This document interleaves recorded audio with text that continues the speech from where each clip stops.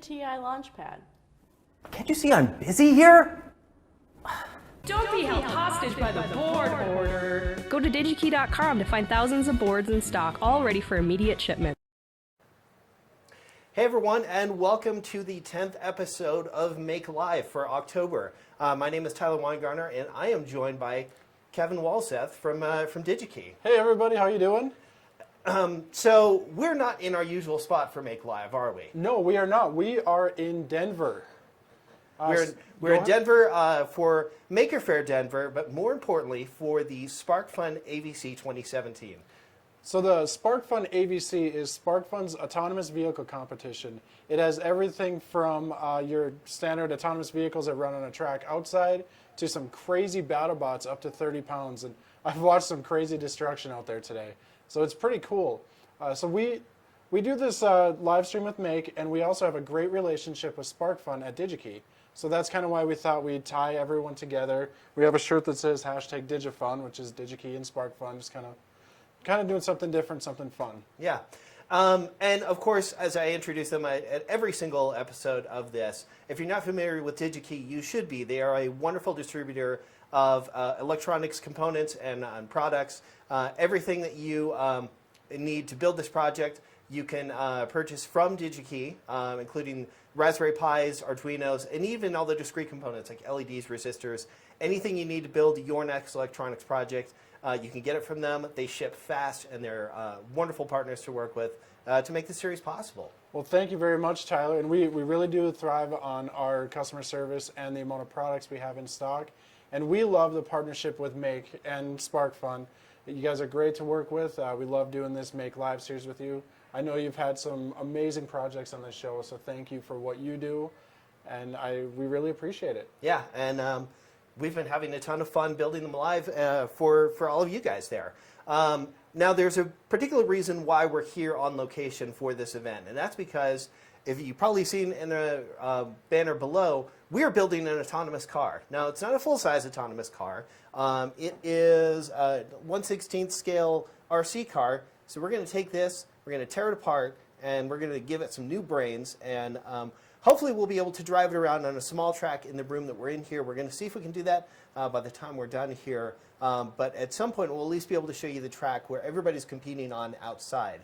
And while I'm here throughout the weekend, I'm going to be shooting more video of Sparkfun, of the robot combat competitions, and everything else that's here. So keep an eye on the Make Magazine channel and on MakeZine.com for that coverage.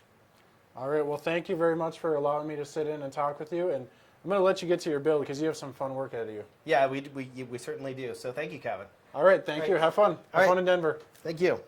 And we're going to pull Kevin's microphone down so he can change his microphone out for with William, who's going to be joining me in just a moment. William is the creator of this project. He contributed it to MakeZine.com. And this is his car. So we'll let him get set up here shortly, and then we'll start getting into the details of this project. And of course, as you're watching this and as we're building this, as we're building this, we can please feel free to ask any questions that you have about this project, about how it works, and we'll do our best to answer them. All right, can you hear me? Probably can't hear you just yet, but now we should probably be able to. Give you another shot. All right, test. This is Will. My name is Will. I live in Oakland, and I co-created this car called the Donkey Car with Adam Conway. And so we're going to take this RC car and turn it into a car you can drive with your phone and train it on different tracks. Yeah. So let's talk a little bit about how you came up with this project and why you decided to use this car in particular to design this project. Sure. So I came about it a pretty roundabout way. I was running for BART board director, the subway in San Francisco, and I was running on the platform of converting it to a self-driving bus platform, but no one believed me it was possible. And so I pitched having a race to Chris Anderson, and he had the first event, and I saw someone who was doing this end-to-end neural network approach for making a self-driving cars that worked pretty well. I sat down next to Adam Conway, who had the simplest hardware of any of the teams. You know, there weren't wires going everywhere. There's just a couple components. And I started working with him, doing most of the software, and he was doing most of the hardware. And we ultimately standardized on a cheap car that's reliable and has decent components. Yeah. So let's take a look at your build. Let's get it on the table here so we can get a close look at it and see what kind of components are going into it. Sure. Some of these are outside, or they're additions to the standard build, like the LiPo battery. Right. But I think that's it, actually. But so we have just your typical Raspberry Pi. And can you see where you can see my fingers. Yeah. So well, let's swap over to that camera.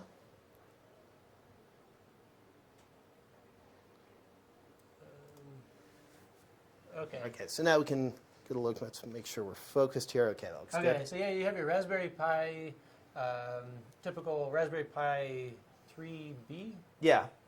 and you have a wide-angle Pi camera, and we added the wide angles because when you're driving around tracks, you want to be able to see the inside line and the outside line, and it talks to the ESC motor controller through a board, I forget the exact name, PCA A9685, which just helps handle the PWM signals so that the Raspberry Pi doesn't have to do it. I added a little power cord because you're constantly having to turn on and off the Pi. And then you have your just USB battery in the bottom, zip tied underneath, and I switched out to have a LiPo battery to have more battery life, and then you have your car. Great. So this isn't using any of the normal autonomous vehicle stuff like LiDAR or any of the range finding stuff, or it doesn't even have a GPS on it.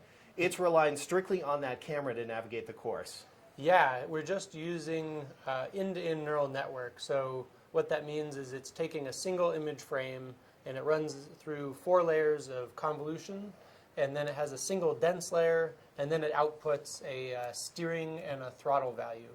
So when we're collecting training data, we're just collecting a bunch of images and steering and throttle pairs, so that when we train on that, the neural network will be trained to do exactly how we drove. Right. This is why I sort of nod and pretend I understood most of what that actually means. Without much further delay, let's go ahead and start tearing our original RC car apart and start building it into something we might be able to drive around the track later.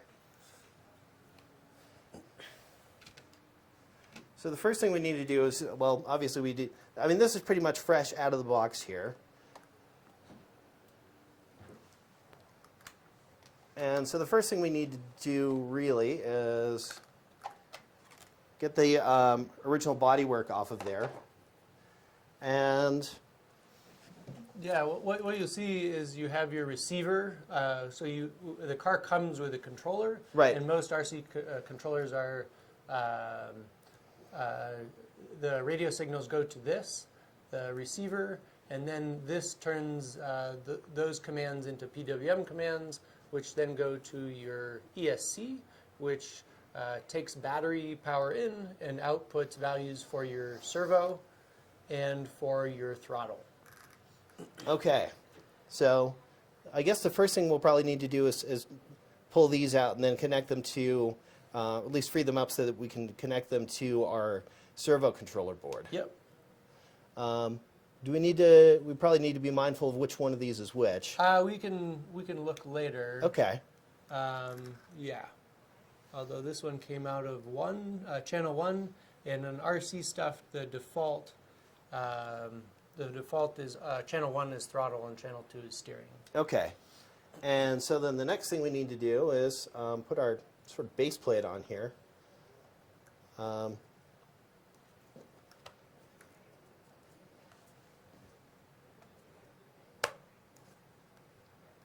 guessing we need to feed these up through here. Yeah, maybe we should attach the Pi first. Okay.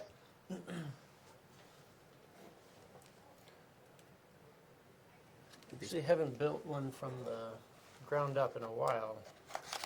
We started this in November, and we standardized on this build maybe in March-ish.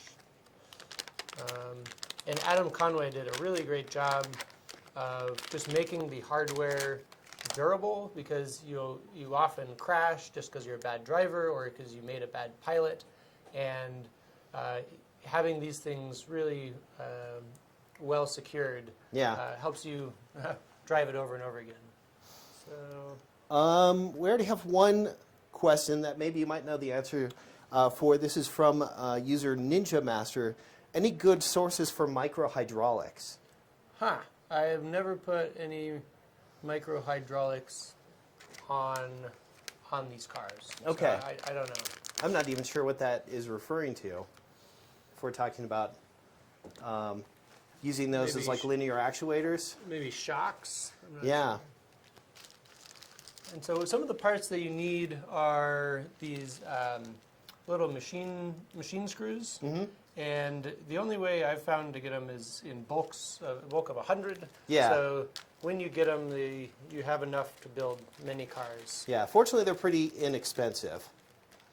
These are our M2.5s. This is what we're using to screw the Raspberry Pi down. And did you print this yourself? I did. And you cleaned up? Sometimes I ordered mine off of Shapeways. Yeah. And they come with a little rough edges where you need to clean up in order to fit the screws in. More so with the handle. Yeah, I might. I did not do any of that cleanup yet, so we might just need to brute force this a little bit. Make sure I have the right driver bit here. I do. Oh, cool. And Let's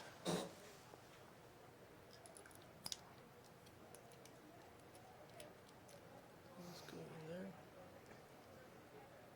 Yeah, those just thread in there.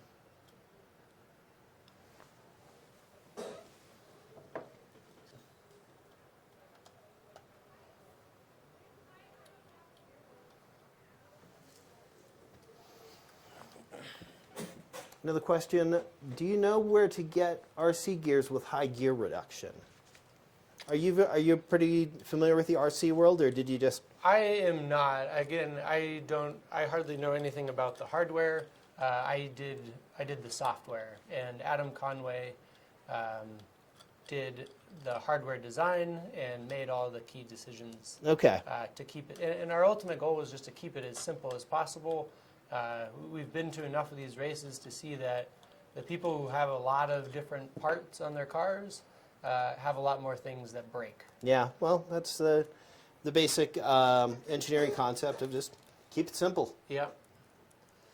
The fewer points of failure you have, hopefully the fewer failures you will have.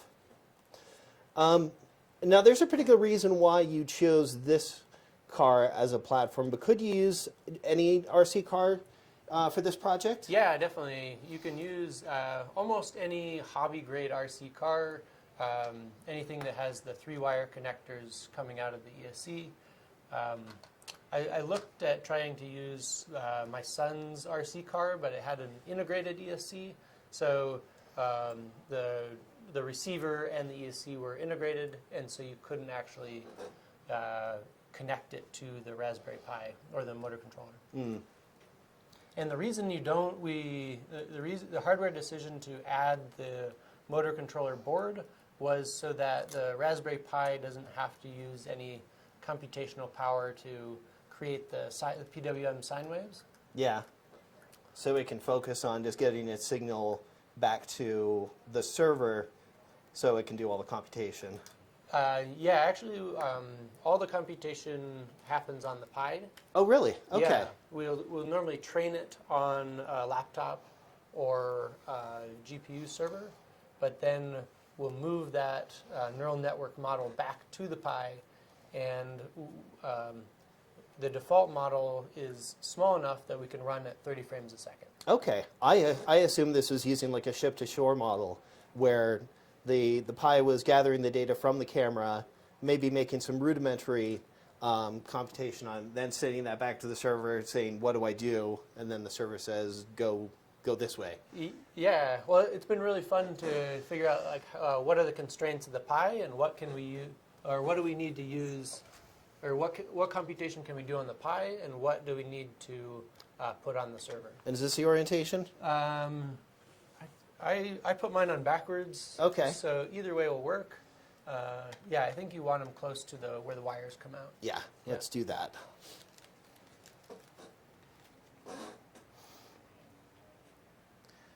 And there were some questions about these parts. Yes, of course, we did 3D print these. And if you look up the GitHub, is it in the GitHub repo?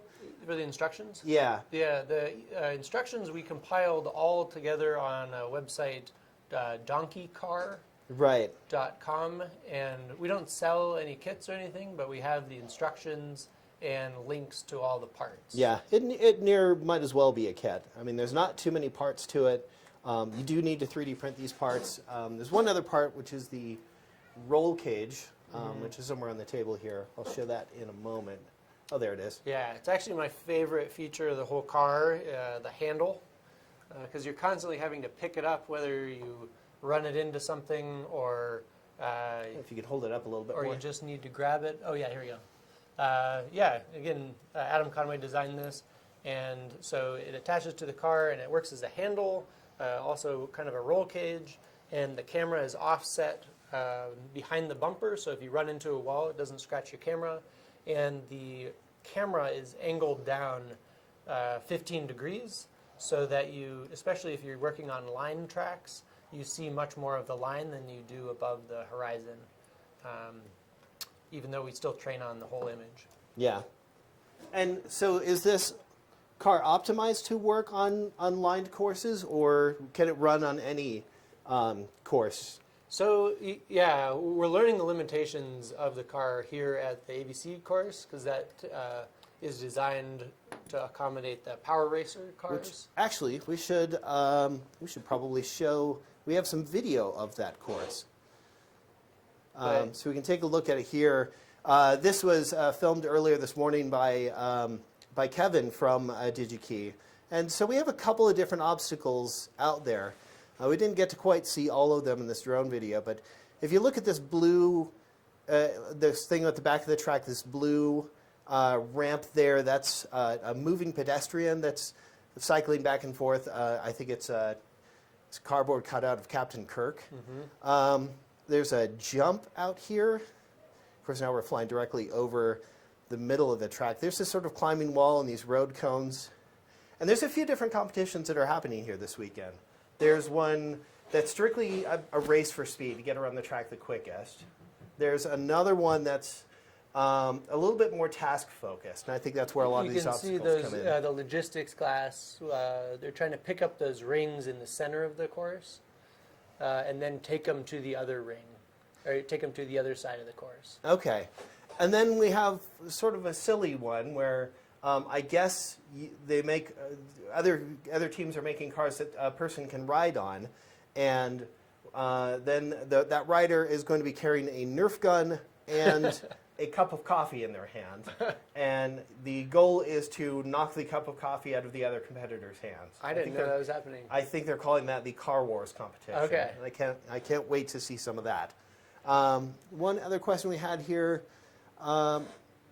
This is already out of my realm. How would you structure the NN to do, the neural network, to do things more complicated than just follow a track, like recognize and avoid obstacles in the track? Yeah, so this is the fun part, and what I get most excited about. We're trying to design this neural network to be able to do anything. You drive it somewhere, and then the car will learn how to do what you did. And so right now, the neural network is set up to just look at every frame by frame. And so it has no memory, and it's just trying to predict the steering angle. Oh, there you go. Yeah. Go ahead. Oh, no, I was going to let you talk a little bit more while I fit these things in here to get this roll cage assembly ready to build. Yeah, this is the hardest part of the build, of fitting the nuts into those slots. Do you have an X-Acto knife? I have a little utility blade. That was the hardest part. And Adam has actually made a revision maybe last weekend on the design that instead of using these machine screws, actually uses plastic screws. So you just need to screw up from the bottom. Yeah. Have you guys ever used those heat set threaded inserts? No. So those are wonderful. You basically build a larger hole in your printed model, and then there's these brass threaded inserts. You set them in there, and then you just touch a soldering iron to them. They heat up, the plastic melts around it, and then you have a threaded insert that then you can just drive a machine screw into. Huh. Yeah. That would be great. Yeah. Anyway, back to the network. So it's kind of like that movie Memento, where you have no memory. It's just every frame you're looking at the picture and trying to make a decision which way to steer. And so lines are the easiest because it essentially learns to look at the angle of the line and sort of follow the angle of the line. But some of the things that people have done with just this simple frame-by-frame neural network is they've trained passing behaviors. So it'll stay in the lane until it approaches another car, and then it'll pass the car and go around. Also, if you have a fork in the road, it can go one way until you put an object next to the fork, and then it'll go another way. Those are the type of constrained problems that the current neural network can figure out. But what we are experimenting with are some stateful models where you do have some memory, and there are different types of stateful models. Recurrent nets or LSTMs are the names used for them, but it gives you a memory of several frames or even longer. And so with that, you'd be able to do some more difficult tasks. The problem I'm having with this track is, especially with the wide-angle camera, you have so few features to look at. It looks like you're just in the middle of a parking lot, and so it's really hard to know, for the car to know where it is. So it's like driving on a 12-lane freeway, figure eight, if you're that guy in Memento where you have no memory. Yeah. I'm getting a little bit of notes that people can't hear you quite as well as they like. Can you adjust Okay. your microphone position? Yeah. Hopefully they'll be able to hear you a little bit better. All right. I think the hard part of I'm going to drive a screw in here a little bit and see if I can get these nuts set in here a little bit better.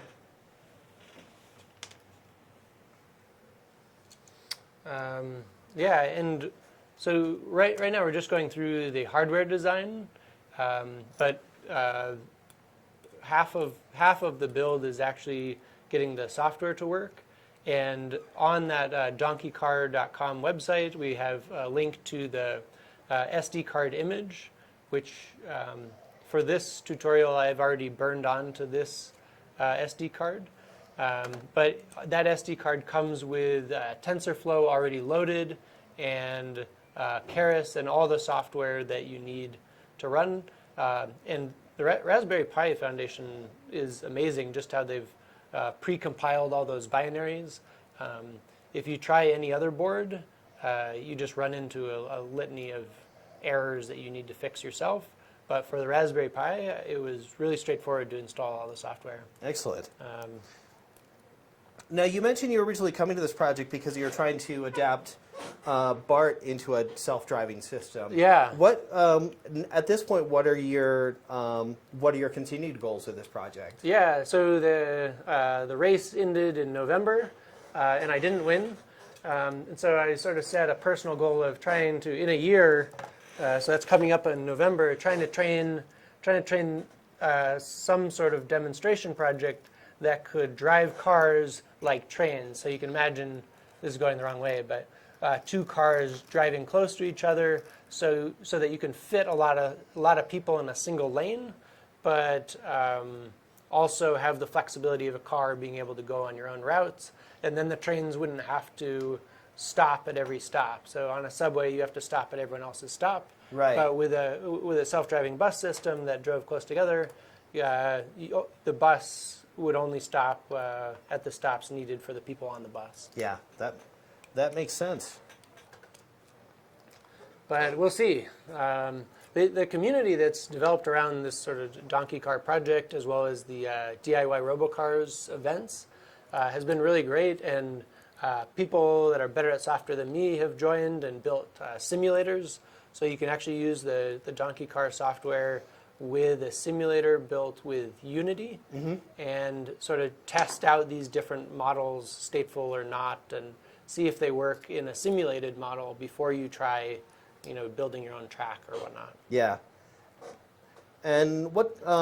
So people are driving their own cars completely in a Unity engine or something like that? Yeah. This guy Ton Kramer down in San Diego, who works with the San Diego Robotics Group. It's a meetup. Does game development, and so he's very familiar with that world. And so it's just a Unity environment. Let's see if I can get this right. That then lets you communicate with it with a web server. So the donkey runs a web server, and Unity interacts with it, and the donkey is passing the drive commands, and the Unity is passing back the images that the donkey should see. Yeah. Cool. What other questions? I felt like I was about to have a good one, and then.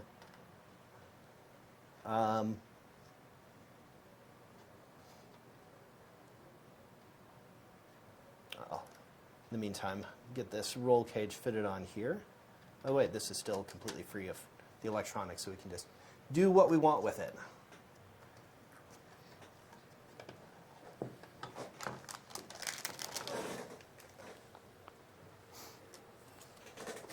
Oops, that camera went to sleep. Wait for it to come back. There we go. Apologies for the black screen there. Oh, and so obviously we're doing the easy part of this project right now, which is just assembling the hardware.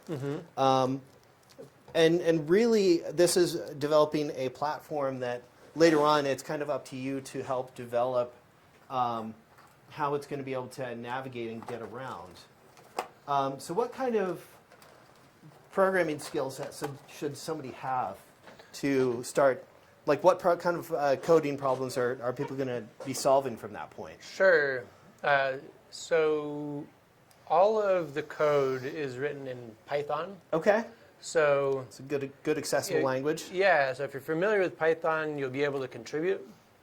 But to get running, you need to be familiar with or willing to learn Bash and SSH, because you use your computer to control the car. Right. So you have to SSH into the Raspberry Pi. And all this was new to me before I started. So it's definitely learnable and a really valuable skill, because the same tools are used for cloud computing. You SSH into a server. And so then once you're SSH'd into the Raspberry Pi, you're just running a Python script to start the web server on the Raspberry Pi and tell it where to save the data and tell it which model to use for its autopilot. Yeah, and I find that using SSH in that manner to communicate with the Raspberry Pi is the ideal way to use it anyways. I don't often find myself with a spare keyboard and monitor and mouse to set up the Raspberry Pi. I'd rather just get it on my network as quickly as possible and then work with it remotely from a separate computer.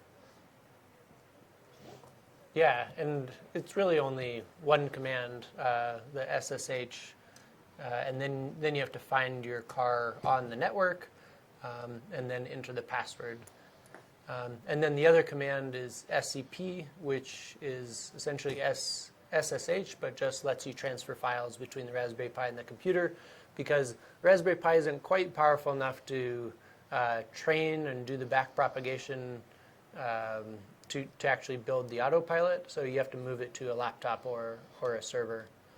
Got a couple questions here about the programming Arduinos, and Arduino is one question was where to learn it, and there's a million places to learn it, and the language for that is largely rooted in C, which is a course I took back in a community college a ways back. So when I started learning it from the Adafruit exercises, it was pretty familiar. But they also take you through some pretty basic stuff where you can get a sense of like what the code is doing and how it's interacting with the hardware. So it's, I imagine you will have a trickier time learning if you didn't have that same background, but I wouldn't think it would be terribly impossible. I guess now we could probably feed these up through here. Sooner or later we'll want to attach the camera. There's another question, can you use Python to program Arduino? And the short answer is, unfortunately, no. The long answer is yes, but it gets more complicated than that. So there's a number of different boards. Many of them are manufactured by Adafruit that are, and there's a couple different standards going on. But there are two, I know one of them is called MicroPython. And the other is called CircuitPython. And those are two different frameworks that you can use to program your microcontroller, not necessarily an Arduino proper, but a different microcontroller that you can do all the same kinds of circuits with, and some of them have even more functionality, like having a Wi-Fi circuit on board or other things like that, Bluetooth. So the stuff manufactured by Arduino, not at this time, although they might be adopting it in the future, I don't know. I certainly hope so, because Python's a really wonderful language to work with. But there are ways that you can program microcontrollers and microcontroller projects with Python. Do you have this driver? Oh, that would be...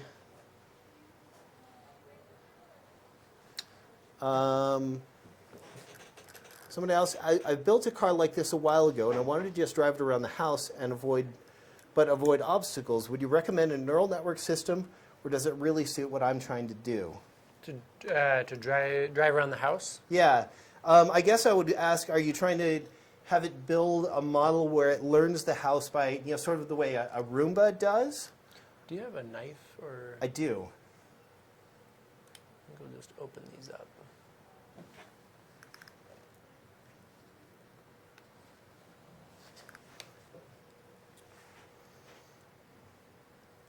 Without cutting these wires. I'm not sure exactly why. Well, we had a couple of questions about Arduino, and I think that was mostly coming off of talking about how we're coding this project in Python. And I think people wanted to know a little bit more about how to work with microcontrollers like that. I mean, yes, this project does not use a microcontroller like an Arduino. It makes use of a Raspberry Pi. But there's, I mean, if you don't need a Raspberry Pi for your project, if you just need a microcontroller, don't use one. Just use a microcontroller. Yeah, and there's a couple. So the way we set up the code for Donkey is using templates for cars. And if you look in the code repo, you'll see that someone has built a car using a Teensy microcontroller. Oh, wow. Okay. So you can see how to sort of add those on. So, can you see what I'm doing? Kind of. Move it a little bit here. And the person who was asking about building the robot to navigate his house, he said, yes, exactly like a Roomba. So something that would build a map of the house as it navigates. Right. So again, we come back into the constraint of our current model of just going frame by frame. And it wouldn't be possible with that model because it has no sense of orientation.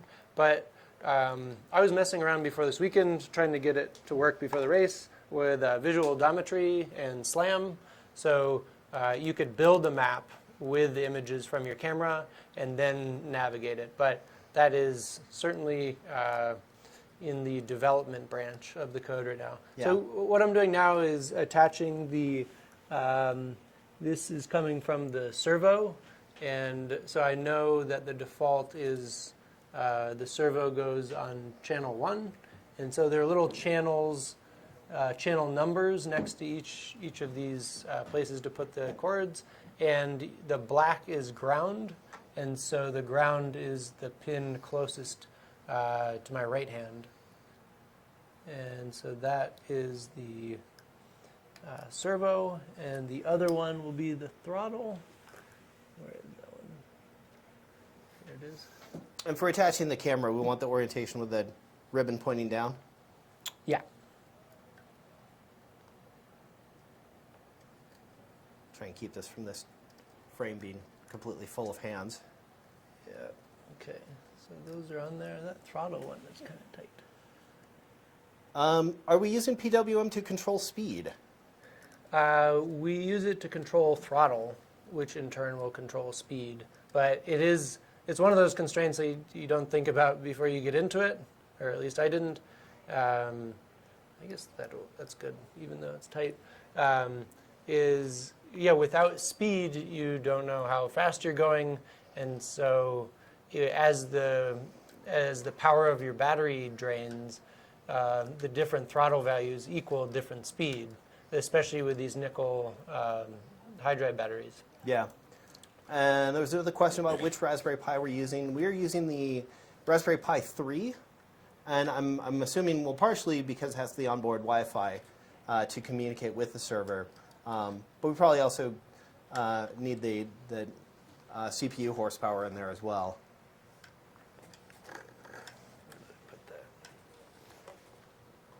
So I'm just attaching the camera here.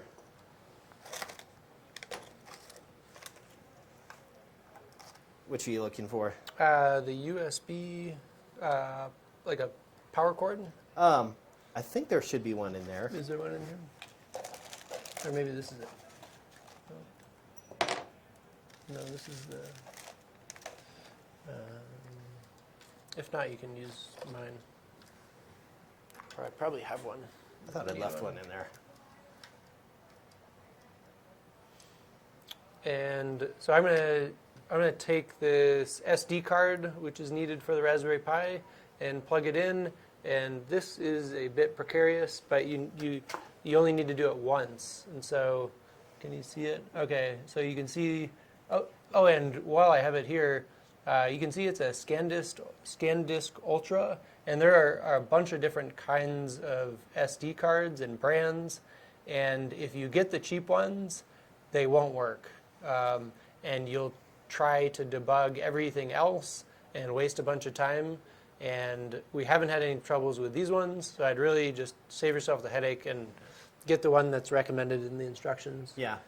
And we all I also know that you recommended the 32 gig, and we need that size. Yeah, I think you actually probably only need the 8 or the 16. Okay. But if you want to collect higher resolution images, you'll be able to fill that up. Right now, in order to make the neural network compute at 30 frames a second, we are just collecting 120 by 160 pixel images. But on this track out here, it would be helpful to have higher resolution so you can determine which direction you're going and where to go. Yeah. But for line tracks, even an image down to 32 by 32 would probably be enough to follow a line. So the SD card is in, the servo and the throttle cables are plugged in. Now we just need to get the camera plugged in. The camera needs to get plugged in, and then we add the power.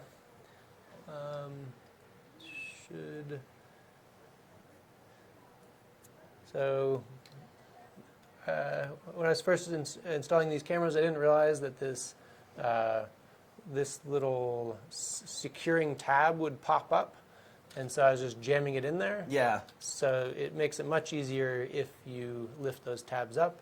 And I believe the terminals are on this side, although I can never remember. Once you lift it up, you can generally kind of peek down in there and see which way they're facing. Right. Yeah. So you want the metal tabs to line up with the little metal tabs that you see in there, and I will plug it in. So for mine and this one, it looks like it has a little twist, and then you lock the tabs down.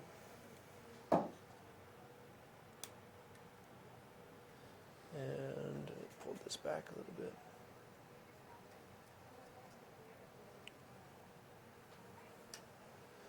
Okay. Okay. Now we have the battery to attach, and do you have zip ties? I think I have some zip ties. I do not have zip ties. Whoops. Unplug this for a second. Can unmic for a moment while he goes to get zip ties and a power cable.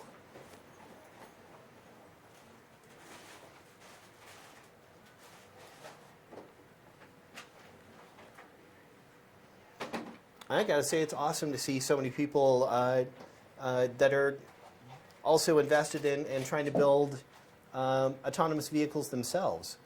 For my own sake, we mentioned that the combat robots are here as well, and I'm going to go try and catch up with some of those guys and shoot a video about them later. But I'm really interested in building a relatively lightweight combat robot, maybe like a 3 or a 6 pound, which one of those classes. But I'm eager to check those out. And maybe, just maybe, if we come back out here to do a live build next year, we'll build a combat robot. Then we'll go fight it. It'll probably be bad.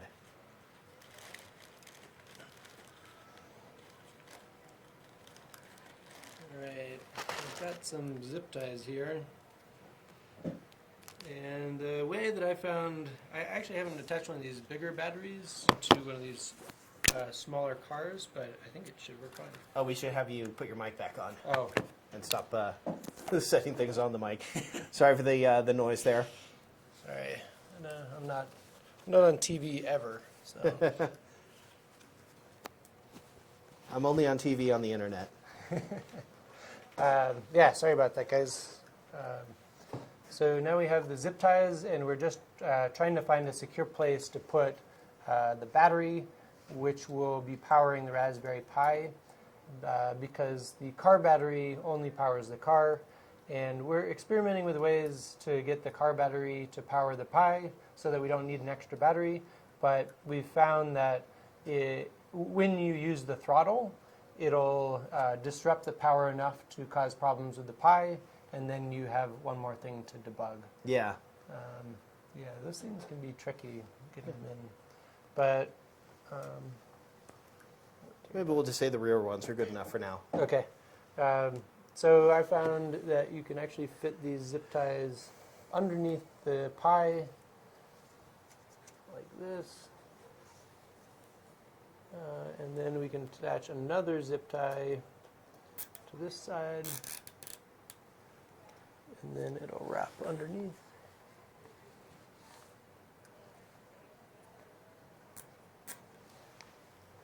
Always a fan of good zip tie or origami. Oh man, I've had my share. I used to work installing solar panels on roofs, and half of the job, it seemed like, was wire management under the solar panels. And so you're just on this hot roof trying to reach that zip tie under the solar panel. But Help you out here on this side. And so you want the power terminals coming out this side, just so that you're able to plug them in. Yeah. And you want it pretty secure, and then you can cut these off when you have a tool.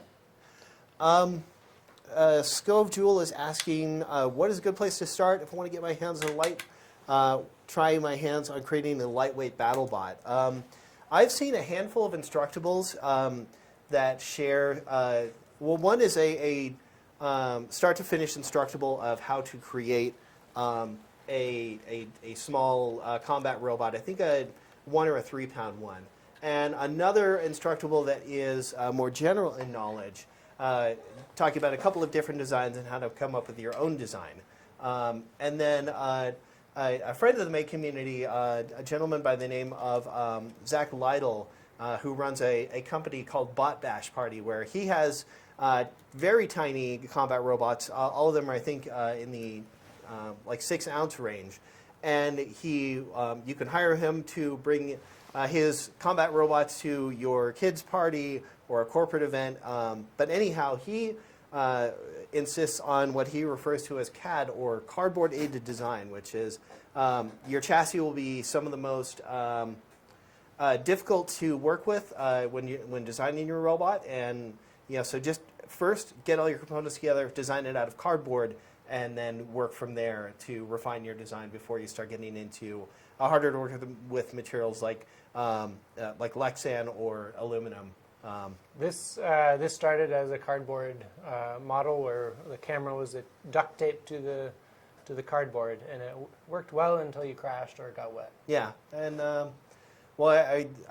you guys still working out of that warehouse in Oakland? Yeah, well, we race there every month. Yeah, well, the first, of course, the first one we went to just rained recently, and it was very soggy in there that time. Yeah.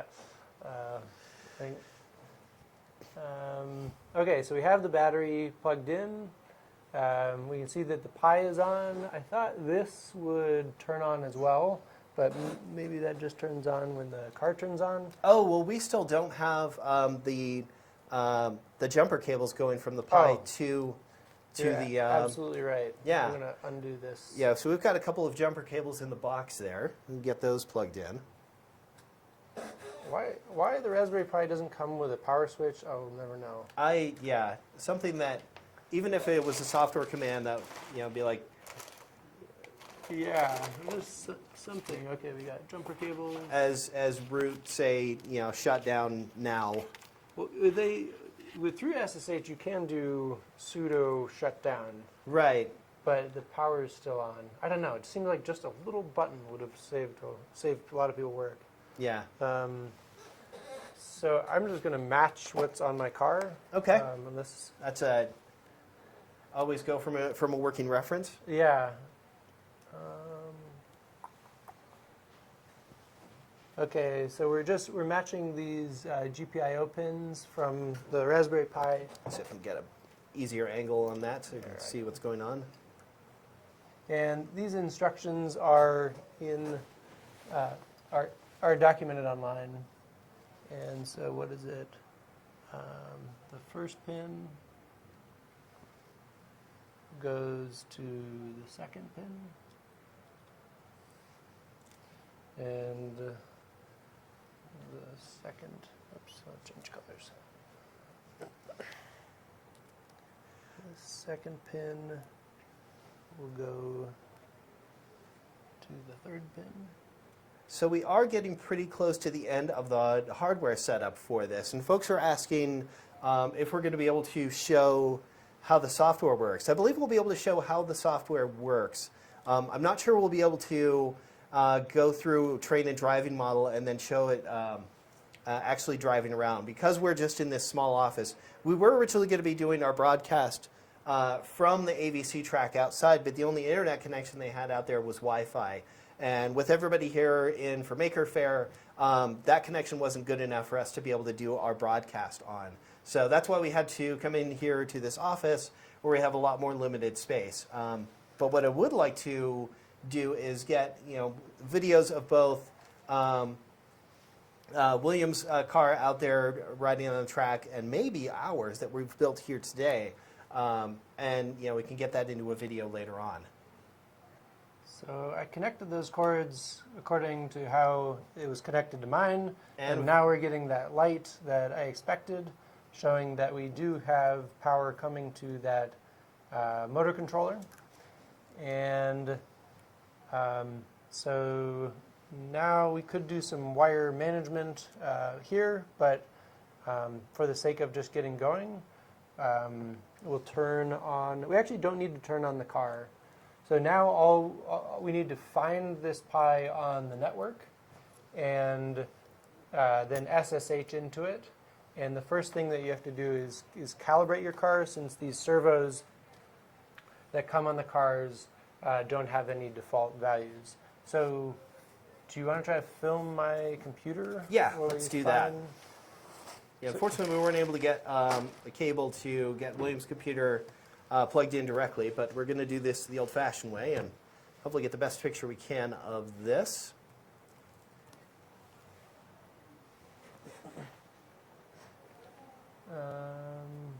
Okay. See if I can close the stuff that isn't needed right now. That's my car driving. So part of the setup when you're creating the disk image is after you created the disk image to go into the files and set your Wi-Fi password. Are we going to be looking at this Yeah, bottom window? Yeah. Okay, I'm going to. And just okay. And to name your car because you want it to be on your network and then you want to be able to find it. So I named this car D3. Okay. So you just want to go SSH, pi is the name of the car, at d3.local. And it asks if I want to permanently name added to the host, and it's asking for the password, and I made the password ASDF. And so now we can see that we're on the Pi, and this env means that the local virtual environment was activated, so that our Python libraries are being used. So then we're going to cd into the D3 file, which is what I created. But when you first log in, okay, are you able to? It looks a little blurry. When you first log in, you want to uninstall Donkey and then install it with the pip commands that are in the instructions, and that'll just make sure that you're using the most recent version of the code because the disk image takes a while to update and isn't updated as frequently as the code. Then you're going to run Donkey is the command, create car, and then you're going to set a path to be, and this is what I did was enter it as D3. But since I've already done that, I'm just going to go into the D3 folder, and I'm going to start the car. So it's Python manage, and I took the syntax from the Django syntax that uses that manage.py syntax, and then you're going to go drive. And then if you were to load a model on there, you use a flag that's -- model and then the path of your model. So it says it's loading TensorFlow, which actually isn't needed since we're not using a model. And says the camera is not enabled, which usually means that the camera is not plugged in correctly. It could also mean, because it's usually a toggle you need to set in Raspberry config. Yeah. Is that on the hardware? Because I just tested this on my car, and so what does it say? Config. And somebody was asking, it's a name I won't attempt at because it's in Cyrillic, but asking if the Raspberry Pi can run an OS like Ubuntu, and I don't believe that it can. I mean, there's a version of Linux specifically created for the Raspberry Pi called Raspbian. It is a fork of Debian, and I'm sure there are some alternate versions of Linux that can be run on the Raspberry Pi, but I don't believe something like Ubuntu would work. Yeah. The really nice thing that the Raspberry Pi Foundation has done is pre-compile all these binaries for the specific hardware, so you don't have to do the debugging that you would if you were to use a different operating system or hardware. So I just made sure that the camera and the I2C was enabled, and it says maybe I need to reboot. So if this doesn't work, we're going to check the connection. Then we'll check the hardware. Yeah.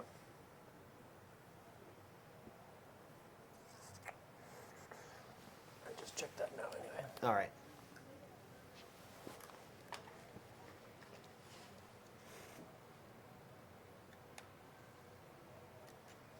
Is it put in correctly? I think it might be backwards. Because I'm looking at the one for the monitor output there, and I'm seeing the metal pins that looks like they're on the white side of the connector. Right. Well, let's try it.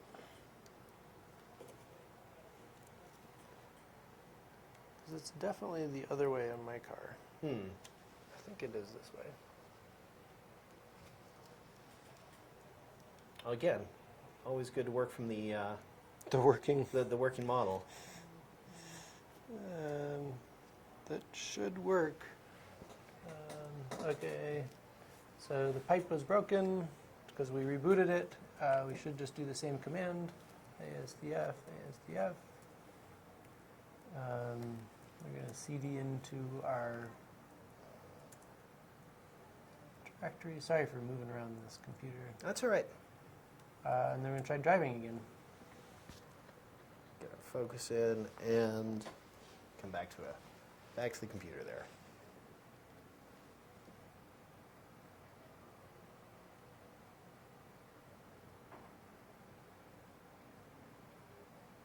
Says the camera is not enabled. Okay, well, let me try it the other way. Because I just enabled it.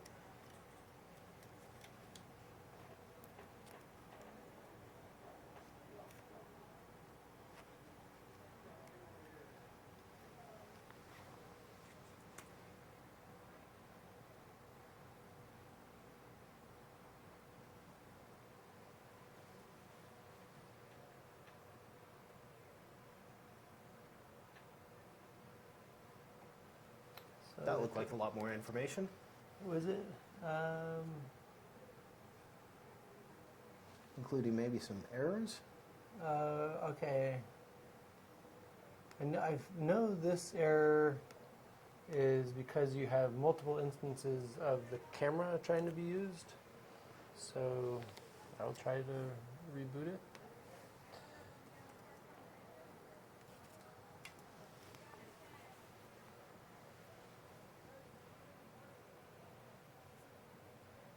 So this must be some difference between the hardware that's actually on this Pi, because I was able to put it on my car and drive it with the same disk image.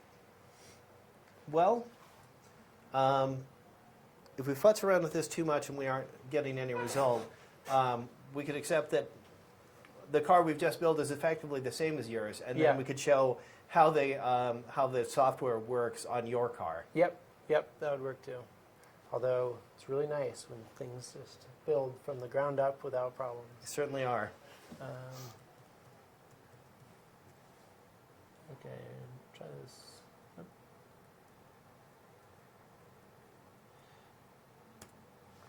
I don't think this is the right way to attach the camera. What else could it be? It wouldn't show the camera isn't working just because we still have the lens cap on. I don't think so. Be a smart camera. No, that's not. Okay. Let's try one more time. All right. Give it one more go. If not, we'll show the model on William's competition vehicle. Yeah. It looks cooler anyways. It's orange. We've got a long way to go before it's competition ready.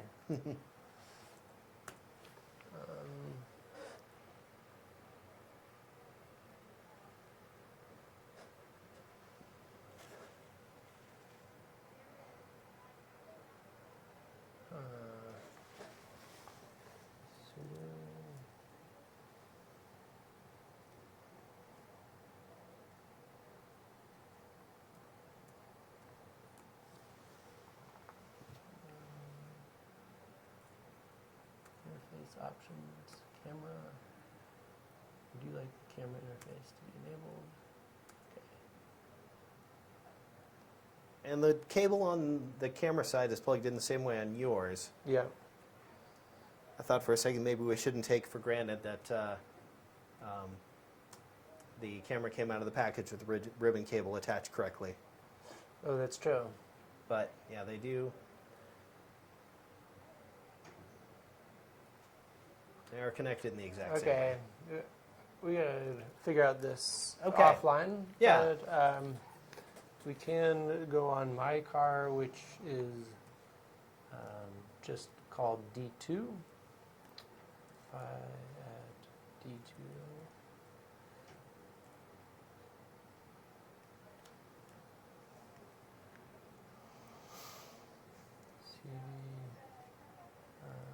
D2.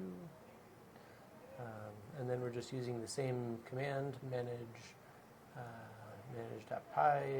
drive.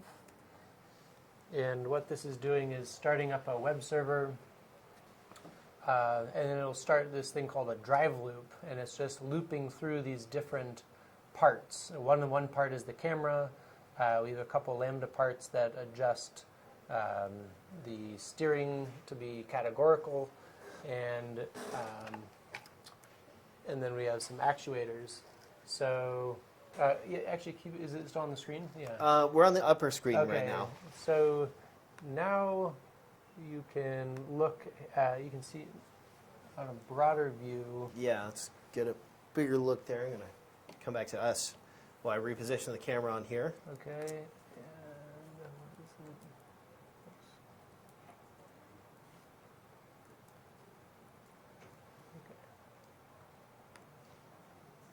So then you plug in your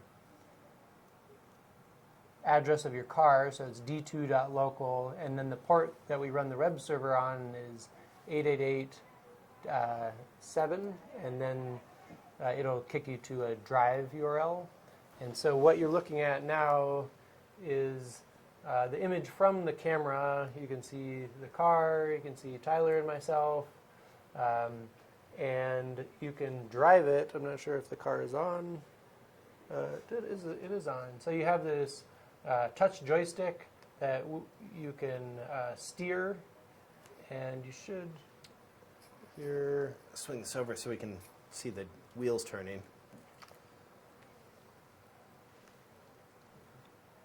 Did I switch? Yeah. I think I did switch. I think I broke a fuse in this. Uh-oh. So I moved my throttle to be on channel 3. I think 1. I think that's right. I could be breaking it here. Oh yeah. There we go. Yeah, I'm just going forward, and then you can see it also steering. And when you use the joystick, it'll capture training data as soon as you press down, and it'll start recording. The other ways to drive it are with the keyboard. You can use the commands for I is forward, and then J and L will toggle left and right. And then you can also, if you drive it from your phone, you can use the accelerometer in your phone to drive using just the tilt in the car. So the next steps for this to train a model would be to put it on a track. I don't know if we want to drive it around. Yeah, if we wanted to try and get this thing going on the ground here.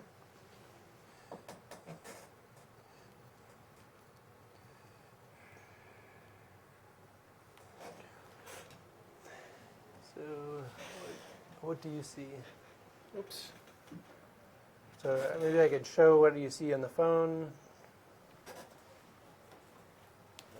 Check the focus here. Switch the camera over. Okay, you can't really see the phone very well, but what you would do is you press start. You press start, and then you can start driving it by tilting your phone, and then steering back and forth. One common question that we always get is why doesn't it go backwards? And unless you've had RC cars before, it's not intuitive that you have to go backwards twice to get the ESC to drive backwards, and I think that's just to prevent you from going full forward to full reverse.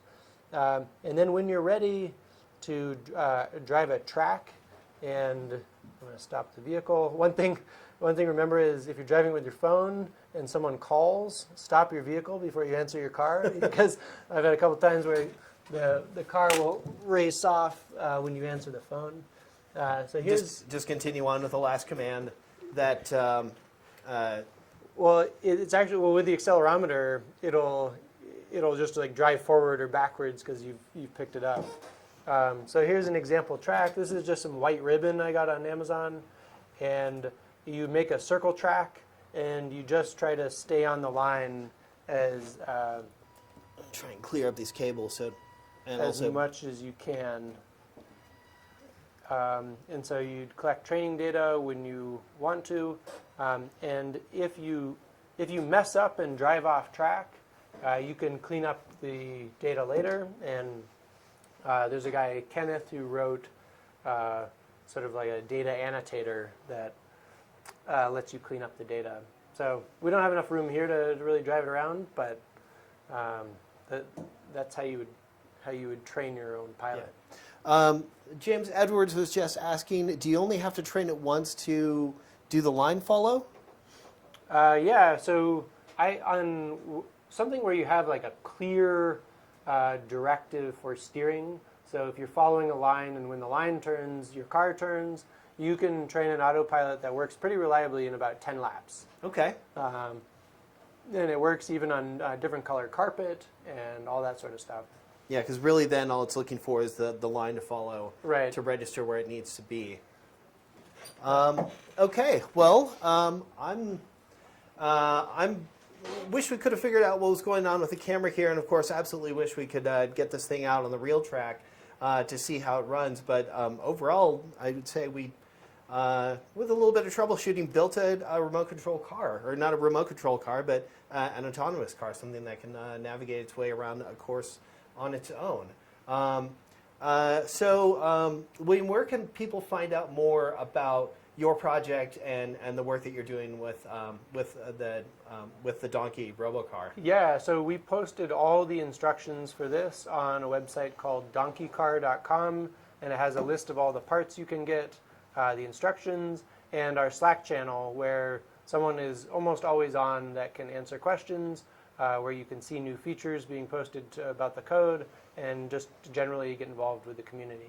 Excellent. And once again, I want to thank DigiKey for making this series possible. They're wonderful partners to work with, and you can get all the parts that you need, the servo shield, the Raspberry Pi, the batteries, everything you need.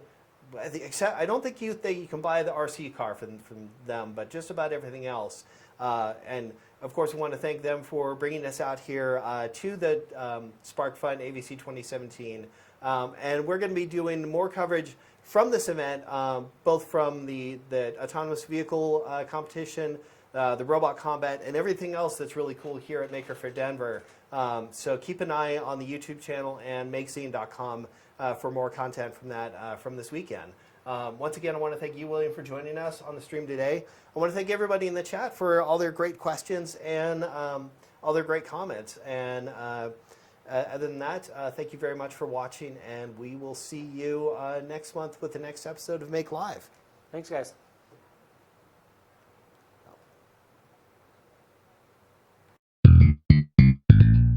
Now remember what I told you. Yeah, don't make eye contact. He takes it as a personal challenge. Hello? Pat? Yes. Can I get a, He'll take a Raspberry Pi 3. No pie for you. Told you. Hey, but I did hear this new deli. I can go pick up the sandwiches. Don't be held hostage by the board order. Go to digikey.com to find thousands of boards in stock, all ready for immediate shipment.